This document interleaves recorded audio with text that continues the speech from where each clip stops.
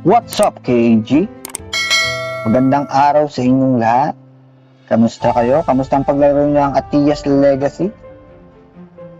Ano nang gamit niyo ang Axie ngayon? Anong weapon ang inyong gamit ngayon?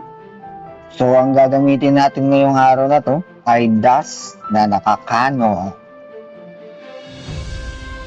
Nahirapan ako mag-isip ng ipapangalan sa kanya. Alam niyo, sa totoo lang, pag nag-content creator ka pala, ang pinakamahirap na iisipin mo ay title at saka thumbnail. Yung content madali lang eh. Pero yung mag-iisip ka ng ipapangalan, ita-title, nanghihirap mag-isip. Kaya kanina pa ako dito paikot-ikot. Nahihilo na ako, bigat-bigat pa naman itong dala ko. Kung paano lumalabas yung canon dito. Ayan, so tingnan na natin to, si Das. Siguro pag nilaro na natin to, makakaisip na ako ng pwede yung pangalan. Nauubusan na ako ng pangalan. Yan, so Das ang ating gagamitin ngayon, Das Axie. So, strength niya is 172, dexterity is 101, 79 intelligence, willpower niya is 79. Kung mapapansin nyo, no, halos parang balance yung kanyang mga stats. Hindi kagaya ng iba na once na umabot ng 170, 160, or yung strength, yung dalawang dalawang stats niya ay mababa na talaga yung ibang stats kagaya ng intelligence at willpower. So, dun nga sa ating video na The Strongest Axie, diniscuss natin doon na ang Das ang pinaka-balance sa lahat. So, dito wala rin naman siyang ganun kalakas na stats. So, binawi lang ng ating mga items yung additional strength tsaka dexterity. Pero ang canon kasi, mamaya discuss natin, ano na natin yung canon. Unahin na natin tong canon, no? So, ang skill ng canon kasi is deal 1.5 ng strength, physical damage to the target, and leave an acquired area that deal 1 times ng intelligent magic damage per second for 3 seconds on impact. Buti pa to, may nakalagay ba ko ilang seconds, no? Hindi kagaya ng flute. So, 3 seconds, siguro yung flute, 3 seconds din. Tapos, yun yung normal attack niya. So, sunod is yung wake up call, yung kanyang ultimate.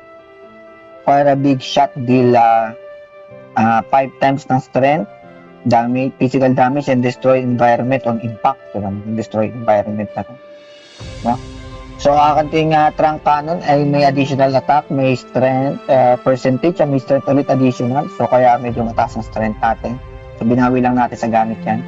So, additional intelligence sa 22 at magical attack. Ayan. Kaya medyo malakas ang ating fire, yung burn. No? So, yun ang ating trunk cannon. So, sa weapon naman natin, sa ating armor, 8 save pa rin. Kung ano yung ginamit natin sa iba nating Axie, yung pa rin ang gamit natin ngayon. Kaya medyo hindi sila compatible. Kagaya nito, dexterity. Hindi naman kailangan ng dexterity ng Das. Pero dahil yan ang available natin na weapon na tingin ko ay malakas para sa kanya, so ginamit ko natin yan. Yan muna ang gamitin natin. At sa mga skill naman, so nagpalit tayo. So hindi ito yung niya. Nagpalit tayo ng head, ng horn. So, dito muna tayo sa mount. So, gumamit tayo ng Peacemaker, testing lang. O, pagka 90% yung HP niya, so, mababawasan ka ng 20% dodge, tapos may chance ka to gain 20% critical chance. Bakit critical chance? Kasi para dito. Sa Nutcracker natin. So, critical basic attack. So, plus 1 rage sa, deal bonus 1 strength physical damage to the current targets. Yung Nutcracker. So, para mas mabilis din tayo makapag rage. At yung sa mga hindi nakakalam, yung rage is lifesteal kasi yun. Kailangan mo nga makaipon ng 10 rage para mag-fury.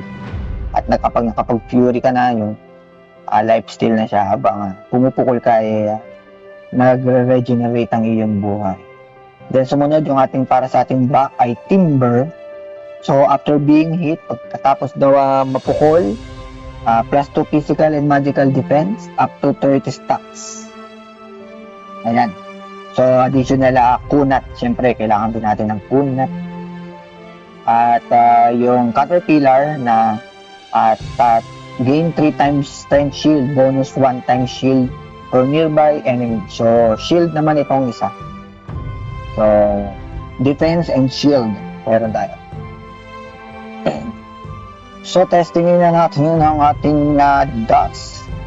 Kung maganda yung pangalan dito guys, another one bites the dance. Another one tantay. Pangatama mga Michael Jackson. Yan, so tingnan natin. Okay. Tingnan natin ang range. Kung aabutin tayo na sa pana. Okay, so mas maiksi ang range niya kaysa sa break. So hindi siya pwede sa mga medyo walang range. Sa damage, 4,000. Critical kasi yun eh. Tingnan na natin. Parehas na eh, 4113. Critical ba yun? Okay. So, ang maintain natin dito ay yung 90% HP. So, dito talaga more on takbuhan tayo dito. Gagamitin natin ang kanyang range. Kasi meron tayong yung sa bibig niya.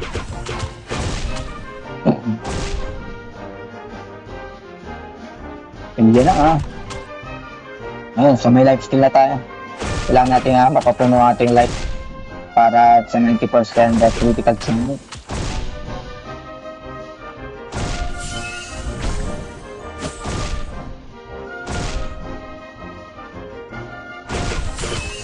Bakit? Ang lakas ng dagdag na yung defense, no? Puno naman ang buhay natin, eh. Puno ang buhay natin, guys, no? Kung nakikita niyo. Puno yan. Mataas lang talaga yung shield niya. Parang dumagdag siya dun sa mismong, Ayun, no? So, unang nababawasan yung shield.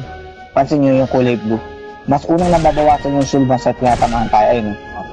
Pero yung green na bar, tumataas. Ibig sabihin, shield ang unang na, mukha natin, Uy, solid.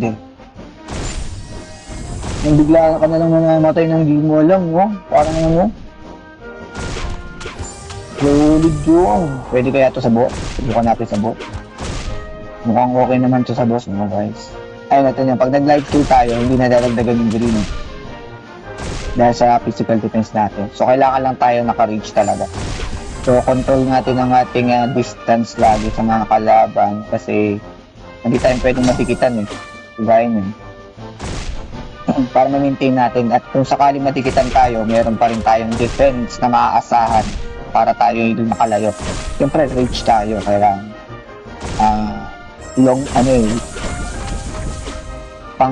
pang long distance. Tawag doon? Range attacker tayo, kaya kailangan range ba o range pala, range attacker. Oh my God.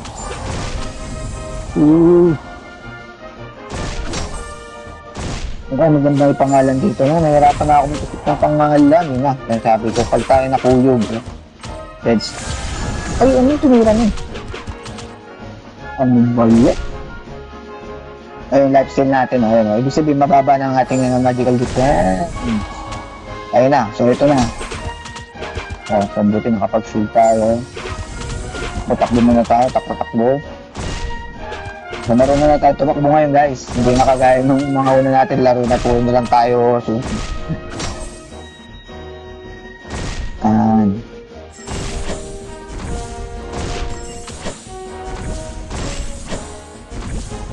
sakit ang sakit din yun Ang sakit din yung scatter shot na yun.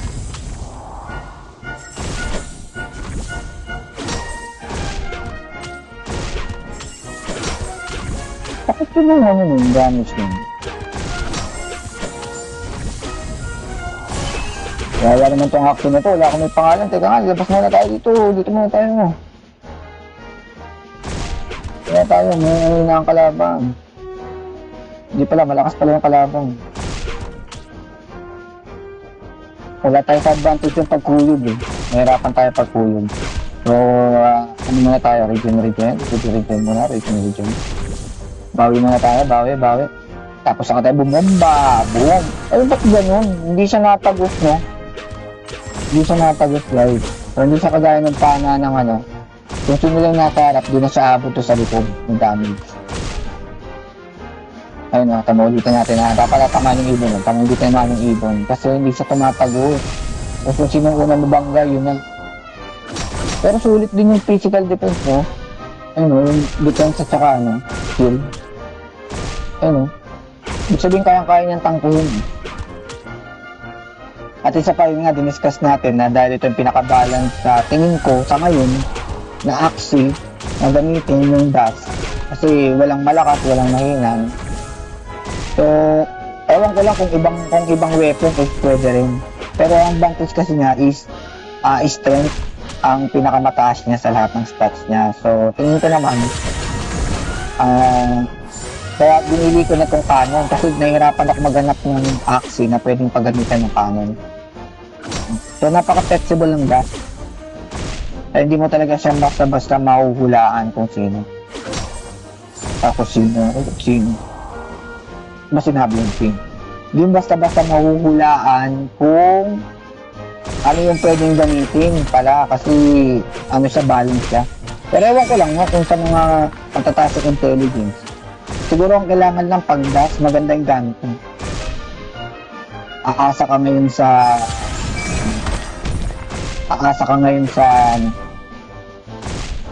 stats ng mga weapons. Dash, ano ba maganda yung pangalan sa dash? Yung bagay na bagay sa atin, dash cannon? Cannon dash. Dash.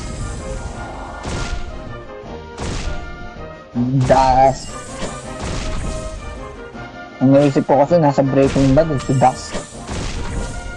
Yung Dash, ang pangalan ko, Dash? Hindi kasi bagay dito kay si Dash eh. Yung mahirap lang dito, no? Ang hirap dumiskarte kapag dikit ka. Yung wala sa range mo yung yung kalaban. Pag duling ka pa, mas mahirap pag duling.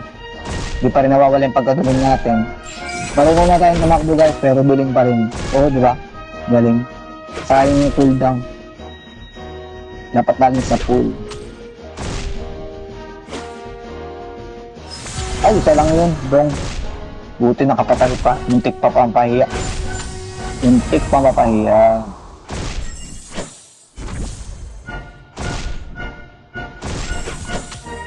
Ngayon, so tumatagal siya ng dahil dun sa shield. Gandang bagay din. Kahit wala tayong regen, so ang nanasahan natin regen is yung ating Fury.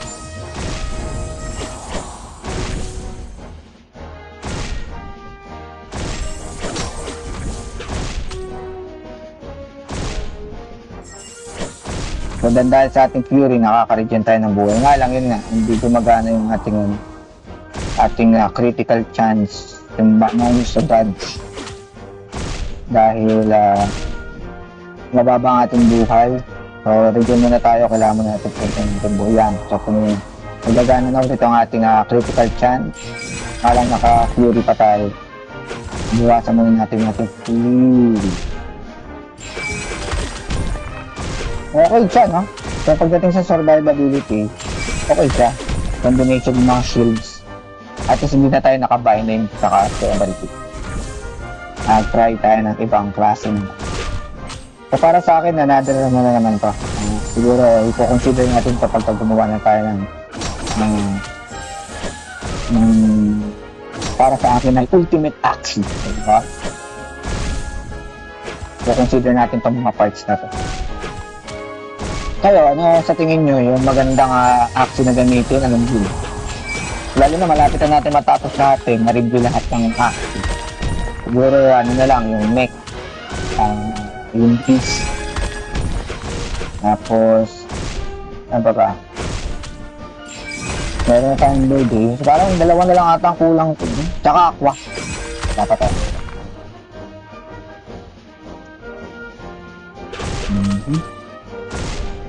At isa pa, hindi pa natin alam ang pangalan ng ating Axie. Parang bigla na lang papasok kasi yung idea habang naglalaro.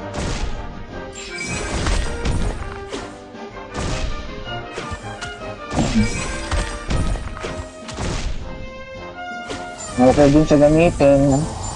Okay din siya. Yun na, diba? Okay din siya. Diba? Okay din siya. O, diba? Okay din siya. Okay din siya. Lagi na lang ako namamatay pag piniklaim ko na okay. Ganun. Ba't kayo ganun? Ba't kayo ganun? Pag sinabi kong okay siya, yun, saka mamamatay. Paano maniwala yung mga viewers natin ito? Hira ko lang. Okay, punta na tayo kay Killing Bane. Let's go, Killing Bane. Testingin na natin ang tapang at kalidad ng ating gas. This. Another one bites for this. Yun lang, no? Pagdating sa speed ng pagpatay, so, eme-eme lang. Hindi naman siya ganun ka. Hindi naman siya ganun kalakas, no? So, tingin ko naman kaya niyang tapusin yung sa oras. O kasi ang problema pagka ano. Pagdating naman sa, hindi namatay, no? Talagang hindi namamatay yung mga nasa ulihan. Ibig sabihin kung ano lang unang tamaan niya yun. Dito.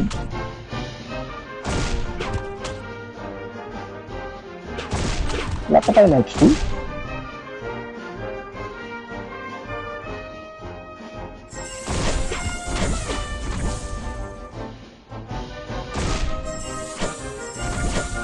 Ito yung masakit eh. Ito yung masakit eh. Yung nagbabato ng ano. Yung scatter shot. Uy, purang si Cardell pala, no? Tito. Cardell na lang kayo pangalan natin. Tapos yung bagay ito yan. Sa dust. Mga gumagamit ng kanon. Tsaka si Cardell, ang gamit ni Cardell, ano? Yun, Cardell. Ano? Thank you, Lord. Ano ba yan? Ano ba sabi ni Cardell? Tagal ko nang ginadodota hanggang hindi ko pa rin alam sinasabi ni Cardell. Check ito. Ito masakit eh yun. Parang blunt. May mga blunt damage din kaya dito. Diyan muna tayo. So may 1 minute pa tayo. Sinarang makat pa. Ito pa lang kalaban. Ito yung masakit dito. Sakit nga no. Yun, life steal tayo. Yun lang. Hindi na nakapag life steal. Ito pa naman pangit dito. Pag hindi puno yung buhay mo, pagpunta mo sa next fight, ganun pa rin buhay mo. You know? Tapos, hindi ka naman naka-fury pa rin ako noon, no? Dog. So sa poison, ito lang yung kainaan ng mga shield type. No? Once na naka-poison yung ikaw, so tumatagos sa poison yung damage.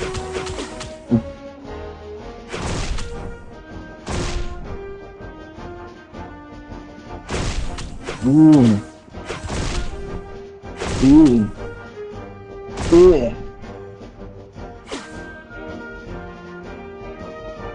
Ooh. May mga ganun ka pa ha. May mga pa one hit ka pala ha. Magod sinabi. Ayun o, yun ang problema ng ano. Kahit naka-shield ka, damage pa rin tayo. Pasok yung damage na yan doon sa health mismo.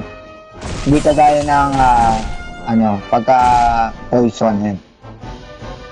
Diba? Kita niyo yung bar ng green, tumataas. Ibig sabihin, nababawasan yung ating health. Pero yung shield natin, hindi nababawasan. Nga lang, pagdating sa ganyan, yung mga blunt, mga magical defense, so palag-palag. Yung poison nga lang, nakakalusot. Yun lang ang pwede magamit. Pero dahil kahit wala tayong regen, kaya natin. So na, boss fight na. Let's go! Ay, galing ha. Uy, galing. Sa gitna. Uy, galing ha. Youtube na yung forma. Nag-sidestep na. Sidestep siya na ha. Ay, may damage siya. Ba't ganun? Parang, yung bleed. Yung pag binitawan mo yung attack ko, ayun natin na guys, ayun o. Ito mo nababawa sa 1410, 1410, diba? Forma.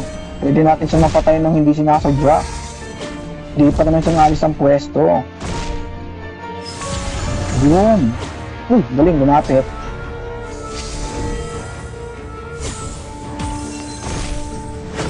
Maasahan natin yung defense. Asahan natin yung defense. Asahan natin yung defense.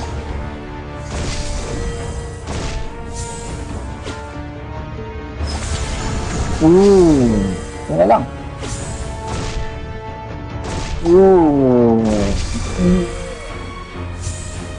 Panis. Death. Nga pala dito ay takbo agad. Bawi muna. Nga pala. Ito nga pala yung lugar na kailangan bumawi muna. Dapat hindi agad-agad. Ganun talaga. Bakit na tayo ng buhay? Kasi galing sa bus tapos walang buhay. Grabe kami. Yun na lang nila no? Ang problema nyo Axie.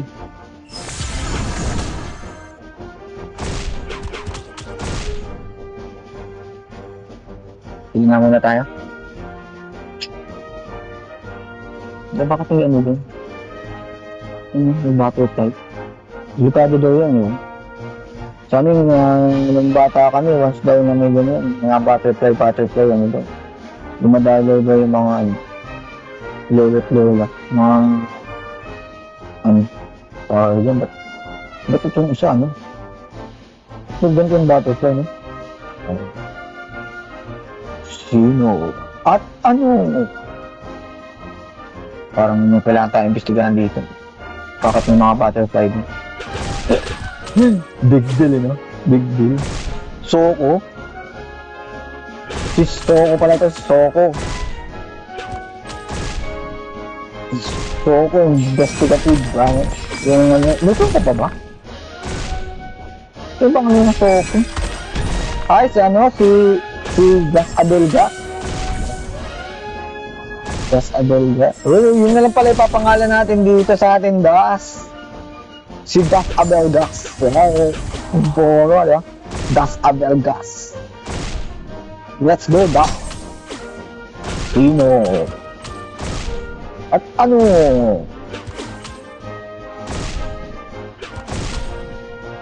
Ito na, may pangalan ng ating Axie, si Das Abelgas.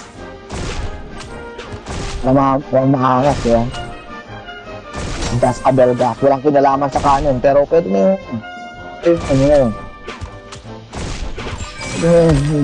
Das Abelgas. Nice.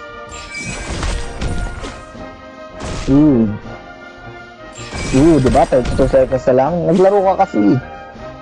Kada tuloy oras Pero kasi kwento wala nang mawenta Das Abelgas tuloy tayo. Das Abelgas. Wala na, hindi tayo aabot na guys. Ano ba yun? Puro kasi kwento. Iyak si Das Abelgas. Das Abelgas pala. Das Abelgas. Boom! Dalawa pa, wala na. Sayang. Ay, so palagay nyo, try nyo ba ang ganitong Axie? Magdadas ba kayo? Try nyo na rin ito kung gusto ninyong masubukan ang ating Das Axie na si Das Abelgas. At kung gusto nyo pa ng mga ganitong klase ng content, magkita-kita na lang din tayo sa arena. Game on.